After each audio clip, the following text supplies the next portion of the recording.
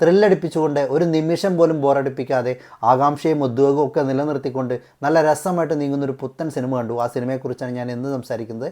ടക്കീസ് മീഡിയയിലേക്ക് വീണ്ടും സ്വാഗതം. അജ്ഞാതമായ ഒരിടത്തെ ഒരു മലയിടുക്ക്, അവിടെ എതിർവശങ്ങളിലായി 2 ഗാർഡ് ടവറുകൾ. മലയിടുക്കിന് കാവലായി നിയോഗിക്കപ്പെട്ടിട്ടുള്ളത് 2 ഹൈലി ട്രെയിൻഡ് ഓപ്പറേറ്റീവ്സ്. ഇഷ്ടം പോലെ എടുത്തുപയോഗിക്കാൻ നിറയെ ആയുധങ്ങൾ. പക്ഷേ അവർ നിയോഗിക്കപ്പെട്ടിട്ടുള്ളത് എന്ത് രഹസ്യം കാക്കുവാനാണെന്നുള്ളത് അവർക്ക് വ്യക്തമല്ലായിരുന്നു. മലയിടുക്കിലെ പുറം ലോകം അറിയാതെ കാക്കേണ്ട ആ രഹസ്യം എന്താണെന്നുള്ള കാഴ്ചയാണ് ഈ വർഷം പുറത്തിറങ്ങിയിട്ടുള്ള അമേരിക്കൻ ചിത്രമായിട്ടുള്ള ദ ഗോർജ് എന്ന് പറയുന്ന സിനിമ പറയുന്നത്. ആപ്പിൾ TV+ലാണ് ഈ ഒരു സിനിമ സ്ട്രീം ചെയ്യുന്നത്. ഞാൻ ഈ അടുത്ത് കണ്ടിട്ടുള്ള അമേരിക്കൻ സിനിമകളിൽ നല്ല എൻഗേജിംഗ് ആയിട്ട് കാണാവുന്ന ഒരു സിനിമയാണിത്. പല ജോണറുകൾ ഇങ്ങനെ മിക്സ് ചെയ്ത് ഉപയോഗിച്ചിട്ടുള്ളത് കൊണ്ട് പടം കണ്ടിരിക്കാൻ നല്ല രസമാണ്. സമയം പോകുന്നത് നമുക്ക് അറിയേയില്ല. തീർച്ചയായിട്ടും പുതിയൊരു സബ്ജക്റ്റ് ആണെന്നൊന്നല്ല പറയുന്നത്, പക്ഷേ ഈ കൊമേഴ്സ്യൽ ഹോളിവുഡ് സിനിമകളുടെ സ്ഥിരം പാറ്റേണിലുള്ള ഒരു സബ്ജക്റ്റൊക്കെ തന്നെയാണ്. പക്ഷേ അത് നല്ല രസമായിട്ട് എടുത്തു വെച്ചിട്ടുണ്ട്.